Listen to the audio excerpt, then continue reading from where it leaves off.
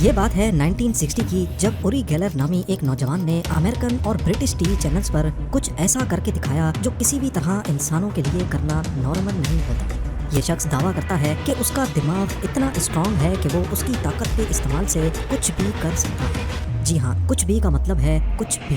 اور پھر دیکھنے والوں کی آنکھیں تب کھلی کی کھلی رہ گئیں جب اس نے اپنی ذہنی طاقت سے لوہے کو موڑ کر دکھایا۔ چمچے اس کے ہاتھوں میں نرم پڑ جاتے، چابیاں صرف اس کی انگلی کے ہلکا سا چھونے کی وجہ سے ٹیڑھی ہو جاتی اور کمپس صرف اس کے کہنے پر ہلنے پر مجبور ہو جاتا۔ سب سے زیادہ حیرت انگیز اس کی یہ صلاحیت تھی کہ وہ ایسی تصویریں بنا سکتا تھا جو اس نے کبھی دیکھی بھی نہ ہوں۔ ایک والنٹیئر اس کے سامنے بنا دکھائے ایک تصویر بناتا اور پھر گیلر اپنی خاص طاقت کا استعمال کر کے اس تصویر کو دوبارہ بنانے کی کوشش کرتا۔ چاہے اس کی تصویریں ہمیشہ بالکل برابر نہیں ہوتی تھیں، مگر اتنی ملتی جلتی ہوتی کہ دیکھنے والے حیران رہ جاتے۔ پر یہاں سوال پیدا ہوتا ہے کہ ایک انسان آخر ایسا کر کیسے سکتا ہے؟ یہ تو گیلر کی صرف اسٹیج پرفارمنسز تھیں۔ آگے اسی ویڈیو میں اس کے کارنامے جاننے کے بعد یقیناً آپ بھی حیران رہ جائیں گے۔ اوری گیلر کون ہے اور کیا واقعی میں اس کے پاس سپر ہیومنز والی پاورز ہیں یا پھر یہ صرف ایک دھوکہ ہے؟ زیم ٹی وی کی ویڈیوز میں ایک بار پھر سے خوش آمدید۔ ناظرین، اوری گیلر 1946 میں پیلسٹائن کے شہر تل ابیب میں پیدا ہوا جو آج اسرائیل کا حصہ ہے۔ جب گیلر صرف 6 سال کا تھا تو ایک دن اس کی ماں نے اسے سوپ کا ایک باؤل اور ساتھ پینے کے لیے ایک چمچہ دیا۔ یہ ایک روٹین کا دن تھا، پر اب نہیں، کیونکہ جب گیلر نے سوپ پینے کے لیے چمچے کو پکڑا تو وہ ٹوٹ کر باؤل میں گر گیا۔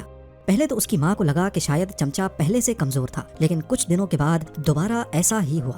یہ وہ وقت تھا جب 6 سال کے اوری گیلر کو لگا کہ شاید چمچے کا قصور نہیں ہے بلکہ وہ یہ دوبارہ بھی کر سکتا ہے۔ ایک انٹرویو میں اوری گیلر نے بتایا کہ اس نے یہ ٹرک اسکول میں اپنے دوستوں کو بھی کر کے دکھائی اور سبھی بچے کافی حیران ہوئے۔ بعد میں اسے معلوم پڑا کہ اس کے اندر دوسروں کا دماغ پڑھنے کی قابلیت بھی موجود ہے۔ 18 سال کی ایج میں اس نے اسرائیلی آرمی جوائن کی اور 1967 میں وہ 6 ڈے وار کے دوران زخمی ہو گیا۔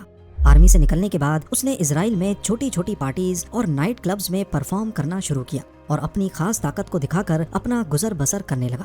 پہلے تو کئی لوگوں کو لگا کہ شاید یہ شخص ایک بہت اچھا اسٹریٹ میجیشن ہے جو اپنے ہاتھوں کی صفائی سے لوگوں کو کچھ کرتب کر کے دکھاتا ہے، پر لوگ اس کی ٹرکس کو کریک کرنے میں پوری طرح ناکام رہتے۔ گیلر کا ماننا تھا کہ وہ ایک سائیکک ہے اور اپنی دماغ کی طاقت سے وہ ناممکن کو ممکن کر کے دکھا سکتا ہے۔ بعد میں وہ امریکہ چلا گیا اور یہیں پر اسے بہت زیادہ میڈیا اٹینشن ملنے لگی۔ زیادہ تر امریکنز اوری گیلر کو تب جاننے لگے جب 1960s کے آخر میں اور 1970s کی شروعات میں اس نے مشہور ٹی وی شوز اور میگزینز میں دکھائی دینا شروع کیا۔ ٹی وی شوز میں اس نے کیمرہ کے سامنے چمچے اپنی انگلیوں سے نرم کر کے دکھائے۔ اکثر دیکھنے والے تب حیرت زدہ رہ جاتے جب چمچوں کا سر الگ ہو کر زمین پر گر جاتا۔ اکثر ٹی وی شو کے دوران اس نے اپنی آڈینس کو کہا کہ اگر آپ کی رسٹ واچ نہیں چل رہی تو اسے اتار کر اپنی مٹھی میں بند کریں اور میں اپنی ذہنی طاقت سے آپ کی گھڑیوں کو چلا کر دکھاؤں گا۔ زیادہ تر لوگوں نے دعویٰ کیا کہ واقعی ان کی گھڑی واپس سے چلنے لگی اور یہ دیکھنے والوں کے لیے واقعی کافی حیرانی کی بات تھی۔ 1972 تک اوری گیلر کے گرد میڈیا کا جنون اتنا بڑھ گیا کہ سائنٹیفک کمیونٹی بھی اس پر دھیان دینے لگی۔ اسٹینفورڈ ریسرچ انسٹیٹیوٹ کے سائنٹسٹ نے سوچا کہ اگر یہ شخص واقعی سپر ہیومن ہے تو کیوں نہ لیبارٹری میں اس پر ریسرچ کی جائے اور یہ دیکھا جائے کہ کہیں یہ کوئی ٹرک یا دھوکے کا سہارا تو نہیں لے رہا۔ جب انہوں نے اوری گیلر سے اس ریسرچ میں حصہ لینے کو کہا تو وہ خوشی خوشی مان گیا۔ اگلے 5 ہفتوں تک ہیرولڈ پوٹوف اور رسل ٹرگ نامی 2 ریسرچرز نے اوری گیلر کو اپنی انویسٹیگیشن کا حصہ بنایا۔ لیبارٹری میں اس پر کئی عجیب و غریب ایکسپیریمنٹس کیے گئے۔ اسٹینفورڈ ریسرچ انسٹیٹیوٹ کا پہلا ٹیسٹ ایک خاص ایکسپیریمنٹ تھا جو ڈرائنگز پر مبنی تھا۔ پہلے سے بنائی گئی کچھ تصویریں بند لفافوں میں اس کے سامنے رکھی گئیں۔ اوری کو کہا گیا کہ وہ صرف انویلپ کو دیکھ کر اس کے اندر موجود تصویریں الگ پیپر پر ڈرا کر کے دکھائے۔ یہاں آپ کو بتاتے چلیں کہ اس ایکسپیریمنٹ میں کچھ تصویریں پہلے سے ریسرچرز نے دیکھ رکھی تھیں اور کچھ تصویروں کے بارے میں ریسرچرز کو بھی علم نہیں تھا، صرف باہر سے لفافوں میں بند کر کے لیبارٹری میں لائی گئی تھیں۔ شروعات میں اوری گیلر نے اپنی صلاحیت پر تھوڑی بے چینی کا اظہار کیا۔ 10 میں سے 2 لفافوں کے بارے میں اس نے صاف صاف منع کر دیا کہ میں ان کے بارے میں جان نہیں سکتا، لیکن باقی 8 لفافوں کو صرف باہر سے دیکھ کر اس نے الگ پیپر پر جو ڈرائنگز بنائیں وہ حیرت انگیز طور پر کافی زیادہ ایکوریٹ تھیں۔ چاہے اس کی ڈرائنگز بالکل سمپل انداز میں بنی تھیں لیکن وہ اصلی تصویر سے بہت ملتی جلتی تھیں۔ کچھ تصویروں کا اس نے الٹا ورژن بنا دیا مگر پہچاننا مشکل نہیں تھا۔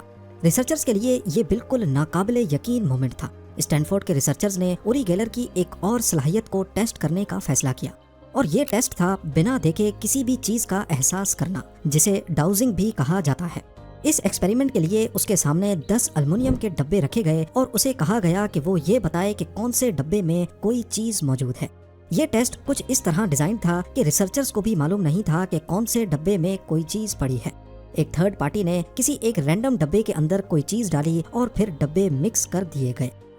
10 ڈبوں میں سے ایک میں بال بیرنگز تھیں، دوسرے میں میگنیٹس، تیسرے میں روم ٹیمپریچر کا پانی اور چوتھے ڈبے میں چینی رکھی گئی۔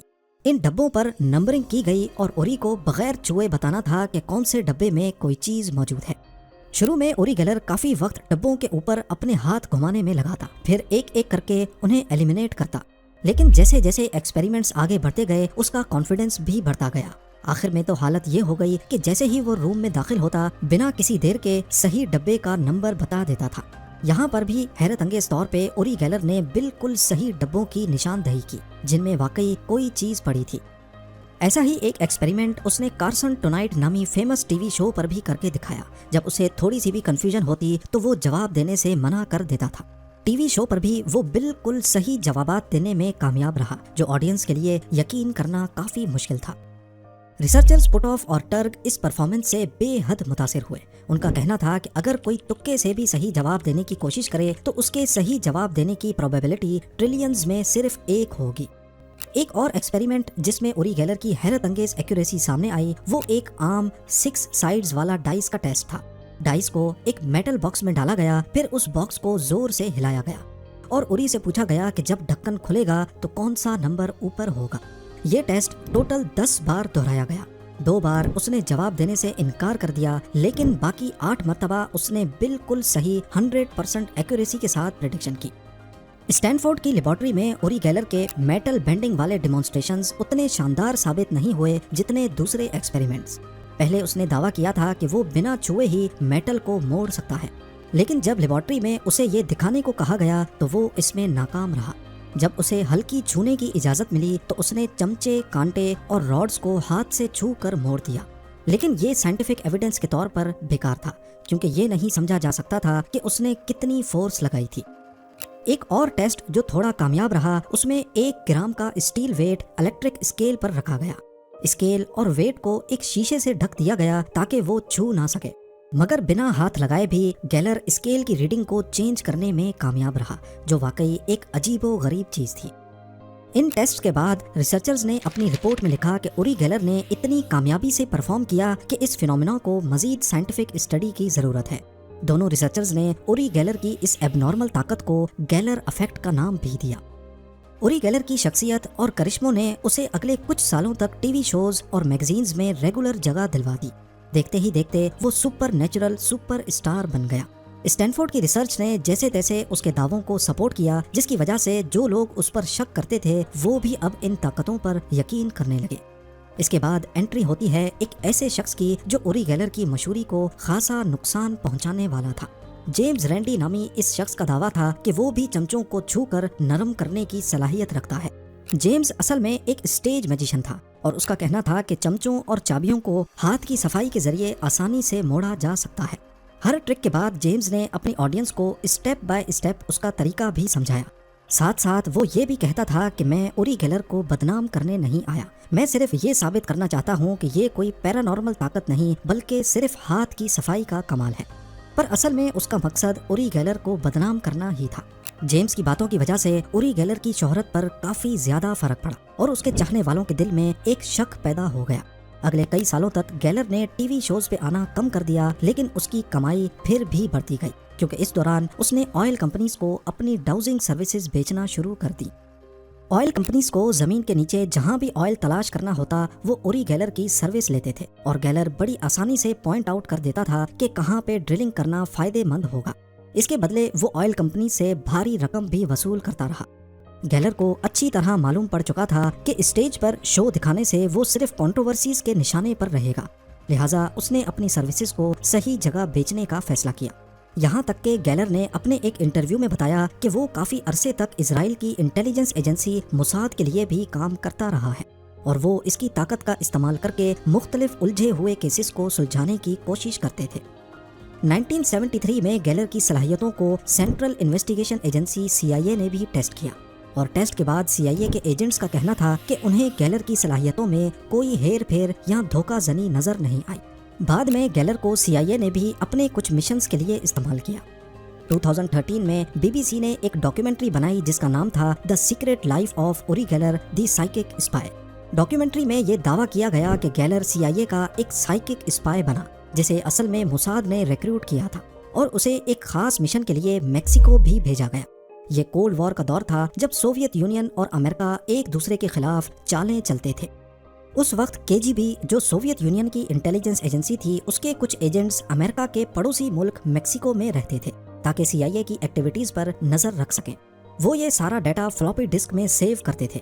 CIA ने गैलर को एक सीक्रेट स्पाई के तौर पे KGB एजेंट्स के बीच भेजा और BBC की डॉक्यूमेंट्री में दावा किया गया है कि गैलर ने KGB एजेंट्स की फ्लॉपी डिस्क को बिना छुए उसमें से सारा डाटा करप्ट कर दिया। पर कई लोगों का मानना है कि ये डॉक्यूमेंट्री में काफी बढ़ा चढ़ा कर बताया गया है। हालांकि ऐसा नहीं है कि हर बार ही उरी गैलर के प्रेडिक्शंस बिल्कुल सही साबित हों। उसका एक स्टाइल था कि जब उसे किसी चीज पर 100% यकीन नहीं होता था तो वो उसका जवाब देने से मना कर देता था और कई बार ऐसा करने से उसकी पॉपुलैरिटी को काफी नुकसान भी हुआ। 1988 में एक ब्रिटिश बिजनेसमैन ने उसे 2.5 लाख पाउंड्स देने का वादा किया अगर वो उसकी कंट्रोल्ड लेबोरेटरी में चमचा मोड़ कर दिखाए, लेकिन गैलर ने कभी भी इस चैलेंज का जवाब नहीं दिया। जिस पर कुछ लोगों ने कहा कि गैलर जरूर कुछ छुपा रहा है, तभी उसने ये चैलेंज कबूल नहीं किया। पर आज तक गैलर ये दावा करता है कि उसकी सलाहियत असल में सुपर नेचुरल ही है, मगर वो ये भी मानता है कि उसके कुछ करिश्मे सिर्फ स्टेज मैजिक या नेचुरल साइंस के जरिए भी किए जा सकते हैं। मिसाल के तौर पर बंद घड़ी जब हाथ में कुछ मिनटों तक पकड़ी जाए तो सिर्फ बॉडी हीट और हाथों की हरकत से कुछ देर के लिए चल सकती है, लेकिन वो इसे साइकिक ताकत नहीं मानता। पर उसकी माइंड रीडिंग वाली ताकत, बंद लिफाफे में तस्वीर को पढ़ लेना या फिर बॉक्स में डाइस की सही पोजीशन को बताना आज तक एक मिस्ट्री बना हुआ है। उरी गैलर अब 78 इयर्स का हो चुका है। उसकी पॉपुलैरिटी काफी कम हो चुकी है, शायद एज के साथ साथ उसकी पावर्स भी कम हो रही हैं।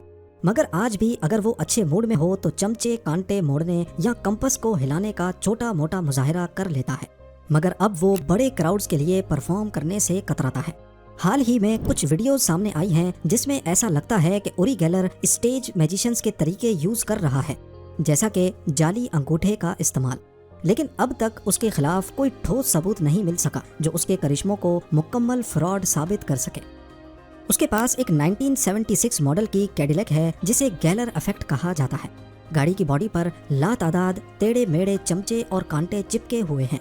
इनकी खास बात यह है कि हर चमचा या कांटा दुनिया के किसी न किसी मशहूर इंसान ने कभी इस्तेमाल किया था। आपका उरी गैलर की इस अजीबो गरीब सलाहियत के बारे में क्या ख्याल है, मुझे कमेंट सेक्शन में ज़रूर बताइएगा। उम्मीद है ज़ेम टीवी की ये वीडियो भी आप लोग भरपूर लाइक और शेयर करेंगे। मिलते हैं अगली शानदार वीडियो में।